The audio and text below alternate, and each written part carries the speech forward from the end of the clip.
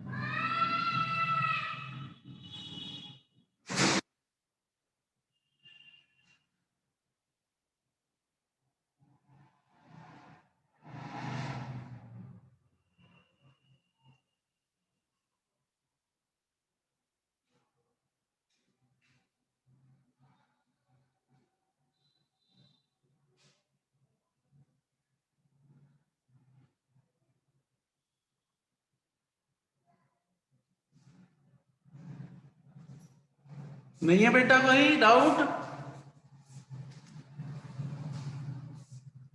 No sir. इसी तरह से फिर आता है बेटा रिजॉल्विंग पावर ऑफ टेलीस्कोप। तो यदि मैं टेलीस्कोप की रिजॉल्विंग पावर की बात करता हूं क्या होगी जरा देखो।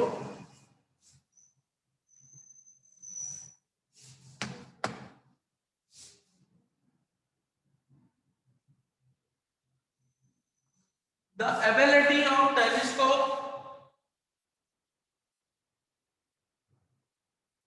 to resolve the images of two distinct objects is known as resolving power, and limit of resolve of telescope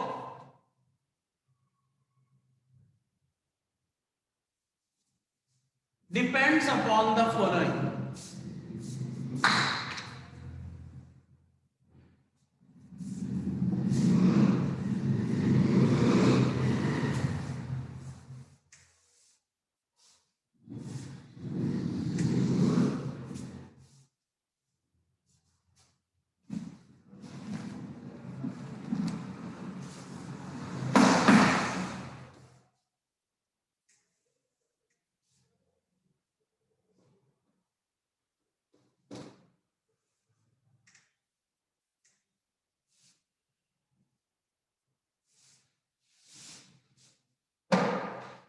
कैसे बेटा देखो, first limit of resolve is directly proportional to wavelength.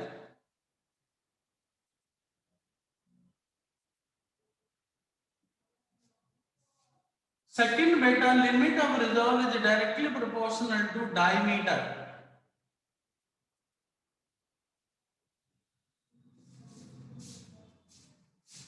D. That is limit of resolve is directly proportional to lambda by D. Limit of resolve is equals to 1.22 lambda upon D. Then resolving power of telescope RP equals to 1 upon limit of resolve D divided by 1.22 lambda. इसी वजह से बेटा जब आपने telescope पढ़ा था तो हम डायमीटर बढ़ा लेते हैं, किसका? ऑब्जेक्टिव लेंस का। माइक्रोस्कोप में डायमीटर छोटा लिया जाता है जिससे कि फोकल लेंथ ज्यादा हो। तो जितना ज्यादा बड़ा लेंस होगा उतना उसका डायमीटर ज्यादा होगा, उतनी उसकी रिजॉल्विंग पावर ज्यादा होगी। और inversely proportional to wavelength means यदि आप ब्लू कैटेगरी की रेज यूज करेंगे तो रिजॉल्विंग पावर ज्यादा होगी, और बेटा जो रेड कलर की यूज करेंगे तो रिजॉल्विंग पावर क्या हो जाएगी? कम हो जाएगी। तो कभी कभी 3 नंबर में क्वेश्चन बेटा एक एक पॉइंट उसमें डाल देते हैं, क्या होगी रिजॉल्विंग पावर, क्या होगी रिजॉल्विंग पावर। तो इस तरह की जो सिचुएशन जब बेटा बनती है, केवल फॉर्मूला यदि एक्सप्लेनेशन आ जाता है, और ये सारी चीजें जो रिजॉल्विंग पावर है ये केवल डिफ्रैक्शन पैटर्न पे डिपेंड करती है। अब यदि आप न्यूमेरिकल की बात करते हो इसमें से, तो न्यूमेरिकल में कोई बेसिक लॉजिक नहीं है। एक सिंपल सा कॉन्सेप्ट है, वेवलेंथ देगा आपको और बेटा डायमीटर ऑफ लेंस देगा, आप फॉर्मूले में डालें रिजॉल्विंग पावर निकाल दो। लेकिन यही चीजें यदि माइक्रोस्कोप में है तो वहां पर फिर बेटा एंगल थीटा भी देना पड़ेगा, तो उसकी एंगुलर विड्थ कितनी है, उसका रिफ्रैक्टिव इंडेक्स भी मुझे पता होगा।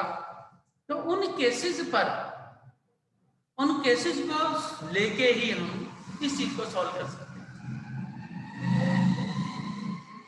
अब बेटा यहां जो रिजॉल्विंग पावर का जो कंसेप्ट है, यहां जो ये चीजें हैं, तो ये सारी ही एप्लीकेशन ऑफ डिफ्रैक्शन है। अब इसकी दूसरी एप्लीकेशन उसे कहते हैं फ्रेस्नेल डिस्टेंस और गुड अप्रोक्सीमेशन। अब आप कहेंगे सर गुड अप्रोक्सीमेशन क्या है? आपके सामने मैं कोई ऑब्जेक्ट लाके रखूं, मैंने आपको एक ग्लास लाके रखा कि बेटा ये ग्लास है, और मैं आपको इसे देखने के लिए कहूं, जब आप इसकी ऑब्जर्वेशन लेंगे, इट्स साइज आइदर इंक्रीजेस और decreases on the with respect to the position of the observation. आपके अपनी कार थी, आप कहीं घूमने गए, कार के नजदीक खड़े हुए थे, तो क्या साइज था कार का? कार से आप 1 किलोमीटर दूर जाके खड़े हो जाओ, कार का साइज रिड्यूस हो गया। 5 किलोमीटर दूर खड़े हो जाओ, कार का साइज और ज्यादा रिड्यूस हो गया। तो what is the actual measurement, what is the actual size, what is the good approximation of the object, at what distance object is appeared actually. आपने देखा है ट्रेन है, बस है, यदि काफी दूर से देखते हो तो वो आपको बड़ी छोटी नजर आती है, लेकिन जब बहुत नजदीक आ जाता हूं तो वो बहुत बड़ी नजर आती है। तो what is the actual size? Actual size में कब मान के चलूं भाई, कब आएगा उस बॉडी का एक्चुअल साइज? इसके लिए एक साइंटिस्ट था जिसे बोलते फ्रेस्नेल, और उसने कॉन्सेप्ट रखा कि भैया जब भी आप किसी ऑब्जेक्ट को ऑब्जर्व करते हो तो उसके अंदर सारी फिनोमिनन ऑब्जर्व हो सकती हैं। उसमें रिफ्लेक्शन भी होगा, उसमें रिफ्रैक्शन भी होगा, उसमें डिफ्रैक्शन भी होगा। तो वो range of the wave front और the light up to which there is no diffraction takes place, wave front की या लाइट की वो रेंज या वो डिस्टेंस जहां तक उसका डिफ्रैक्शन ना हो, वहां तक किसी भी ऑब्जेक्ट को जब आप ऑब्जर्व करेंगे उसका गुड अप्रोक्सीमेशन होगा, उसका एक्चुअल साइज होगा। यदि रे का डिफ्रैक्शन होने लगा तो उसका साइज एक्चुअल से ज्यादा भी नजर आ सकता है और छोटा भी नजर आ सकता है। और यह बेटा प्रैक्टिकली पॉसिबिलिटी है, रिलेटिविटी कहते हैं। दूर जाने पर ऑब्जेक्ट का साइज कम क्यों हुआ? This is due to the diffraction of the light. तो मैं एक्चुअल साइज यदि ऑब्जर्व करना चाहता हूं तो मेरे पास एक ही सिचुएशन बनती है कि मैं उस रेंज पर ऑब्जेक्ट को ऑब्जर्व करूं, उस ऑब्जेक्ट को देखूं जहां तक उस लाइट का या उस वेव फ्रंट का डिफ्रैक्शन ना हो, और उस डिस्टेंस को मैं फ्रेस्नेल डिस्टेंस कहता हूं या मैं गुड अप्रोक्सीमेशन कहता हूं। एनसीईआरटी में 2 क्वेश्चन है बस, और बहुत इंपॉर्टेंट टॉपिक है बेटा। आप ये मान के चलो कि ये एक बहुत बड़ा क्वेश्चन था जिसे फ्रेस्नेल ने रिजॉल्व किया, नहीं तो हम ये मान के चलते थे डिस्टेंस की वजह से भैया ऐसा हो रहा है। पर क्यों हो रहा है? क्योंकि जब मैं किसी प्लेनेटरी सिस्टम को, मैं किसी एस्ट्रॉइड को, मैं किसी मीटियोर्स को जब ऑब्जर्व करते हैं तो मैं कब कहूंगा कि इसका एक्चुअल साइज है? जैसे मैंने कहा था मून है, इतना सा नजर आ रहा है due to the diffraction of the light. What is the actual size? तो actual size depends upon the diffraction range.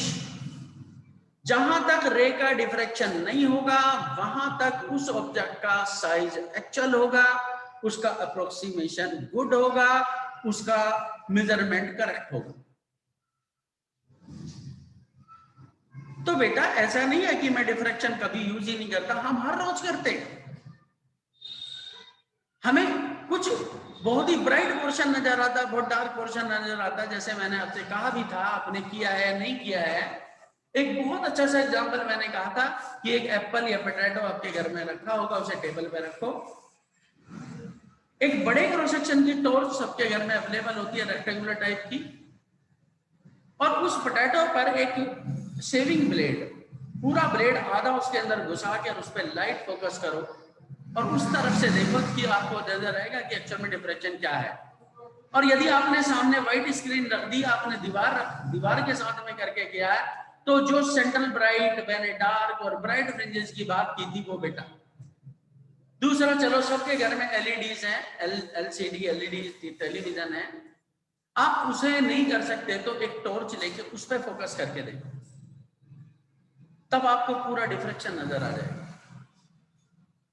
Centre पर बिल्कुल वाइटेस्ट एक क्या होगा, क्रॉस सेक्शन होगा, उसके सामने एक शैडोज होगी,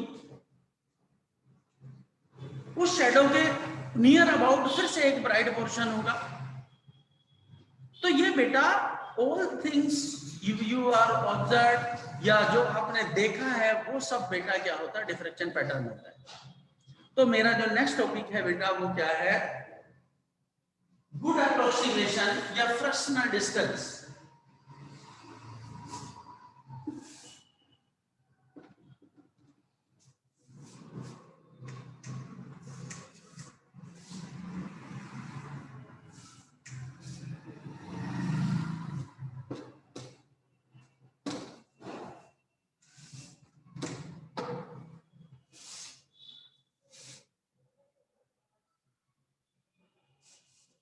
Good approximation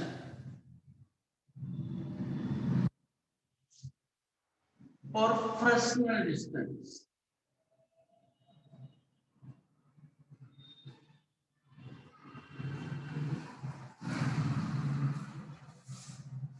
In ray optics.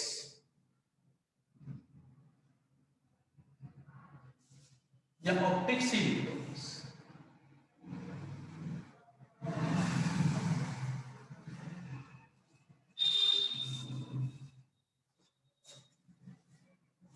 According to Fresnel,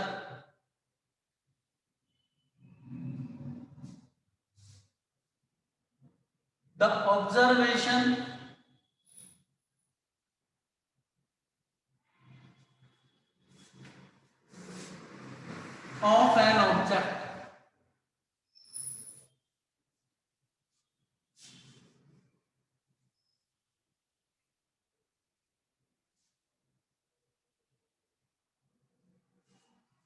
observation of an object up to the range of light or wave front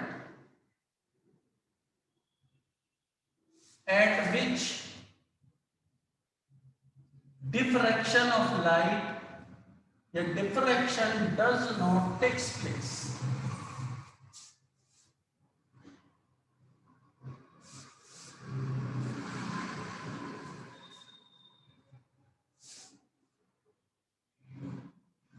Is known as good approximation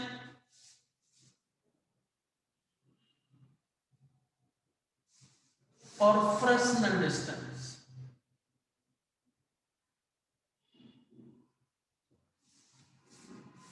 क्या कहते हैं बेटा? Fresnel distance.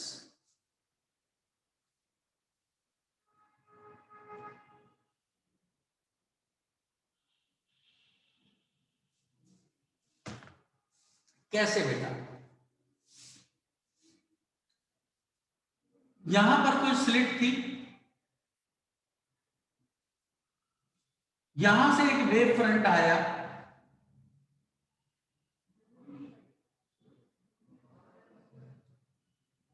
जब वेव फ्रंट आया तो बेटा ये ऐसे और डिफ्रैक्ट होने लगा।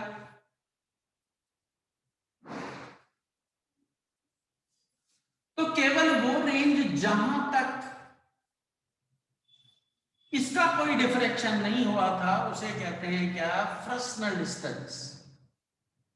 और फ्रेस्नेल डिस्टेंस एफ आर, या बेटा आर एफ ले लो, आर फॉर रेंज और एफ फ्रेस्नेल डिस्टेंस। ये बेटा एम्पलीट्यूड है and R F equals to A square by lambda. A is the amplitude and lambda is the wavelength and the RF is the Fresnel distance.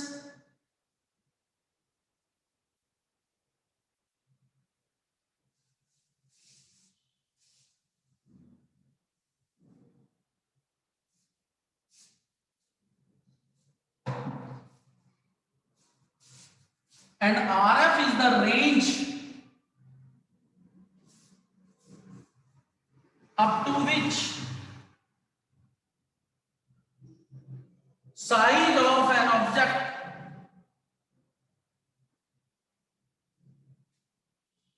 appears actual. कैसा नजर आता है बेटा? actual। धन्यवाद। तो दुकान में ले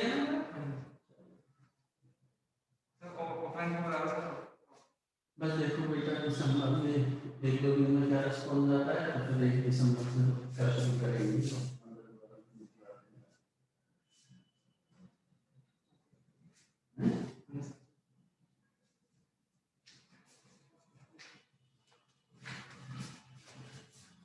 तो बेटा R F equals to A square by lambda. अब आप कहेंगे सर ये फ्रेस्नेल डिस्टेंस है, तो मैं जानता हूं बेटा, बिल्कुल बात सही है, पर फिजिक्स कहती है कि आप किसी भी चीज का यदि एक्चुअल ऑब्जर्वेशन लेते हो तो उसके लिए यहां पर रिस्पॉन्सिबिलिटी सबसे ज्यादा किसकी होती है?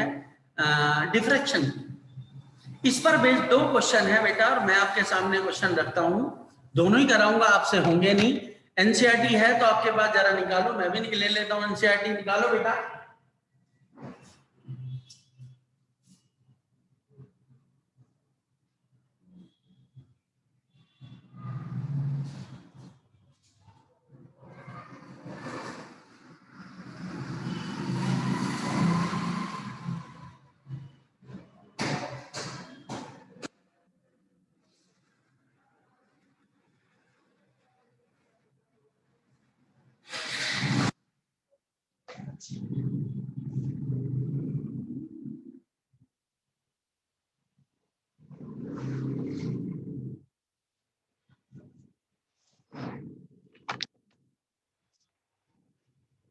कांचो, गरिमा,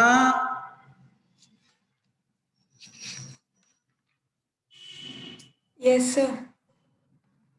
मिला बेटा? एक है बेटा यहां पर क्वेश्चन नंबर है मुन्ना 10, मैं पढ़ता हूं सुनो। Estimate the distance for which a ray optics is good approximation for an aperture of 4 mm and wavelength 400 nanometre.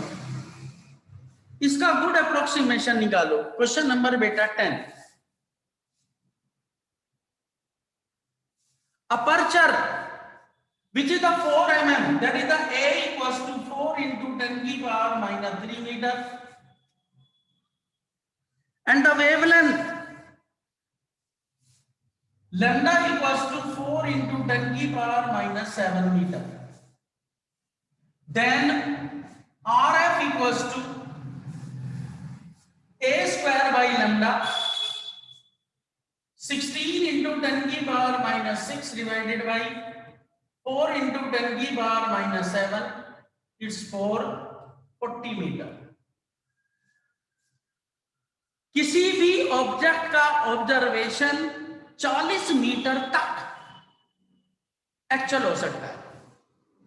40 metre के बाद से यदि ऑब्जेक्ट को देखोगे उसका साइज क्या होगा बेटा, रिड्यूस हो जाएगा। गुनगुन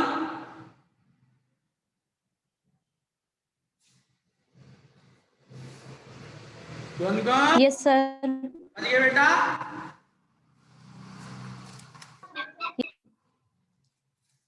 एक और क्वेश्चन है, बड़ा अच्छा है बेटा। क्वेश्चन नंबर है 18 और ध्यान से देखेंगे बेटा। 2 towers on the top of 2 hills are 40 kilometer apart. The line joining them passes 50 meter above a hill. हिल से 50 मीटर ऊपर क्या होती है, लाइन ज्वाइन होती है। halfway between the towers, what is the longest wavelength of the radio waves which can be sent between the tower without appreciable diffraction effect? मैं कितनी wavelength use करूं कि वो 40 किलोमीटर के मिडवे तक, दैट इज 20 किलोमीटर तक बिना diffraction के वहां तक पहुंच जाए। 2 हिल्स थी, देखो मैं समझाता हूं। क्वेश्चन नंबर है बेटा 18, बहुत बार पूछा गया है।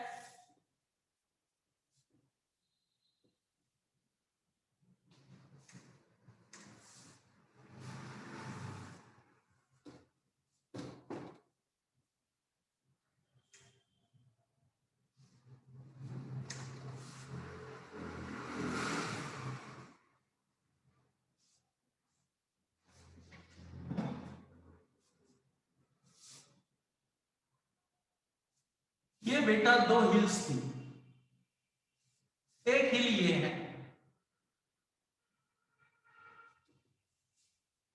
दोनों के बीच में जो डिस्टेंस थी वो 40 किलोमीटर है।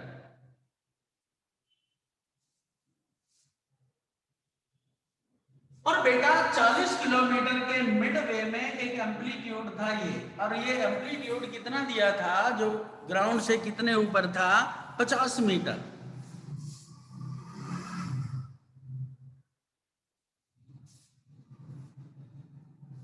तो बेटा ये यहां तक जो रेज पहुंचती है यहां तक, वो बिना डिफ्रैक्शन के है। That means this is the RF। तो RF डिस्टेंस इक्वल्स टू बेटा 40/2, that is the 20 kilometre. That is the RF is 20,000 metre.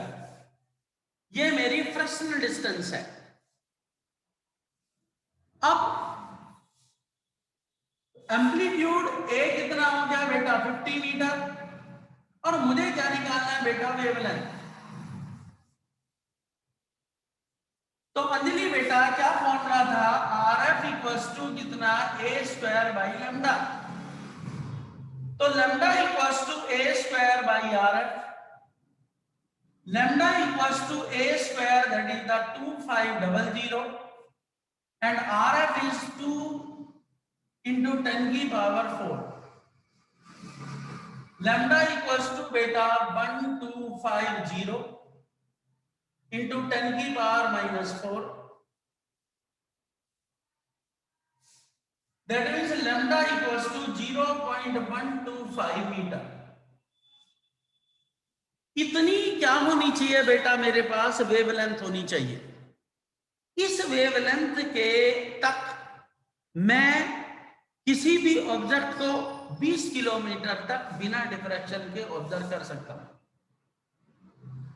तो कभी भी गुड अप्रोक्सीमेशन की बात आए, एक्यूरेट मेजरमेंट की बात आए, फ्रैक्शनल डिस्टेंस की बात आए, उन सब के अंदर बेटा मुझे फ्रैक्शनल डिस्टेंस या गुड अप्रोक्सीमेशन यूज करना है।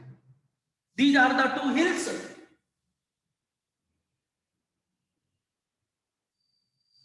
ये इनके बीच का सेपरेशन, ये 50 मीटर क्या था ऊपर एम्पलीट्यूड।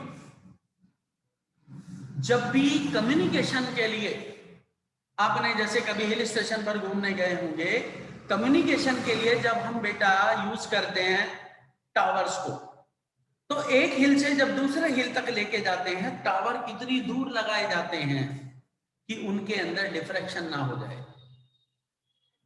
यदि बेटा उसके अंदर डिफ्रैक्शन पैटर्न डिसाइड कर लिया, तो जितना पाथ डिफरेंस आप कंसीडर करके चल रहे थे, जितना फेज डिफरेंस आप कंसीडर करके चल रहे थे, वो फेज डिफरेंस क्या होगा, चेंज हो जाएगा।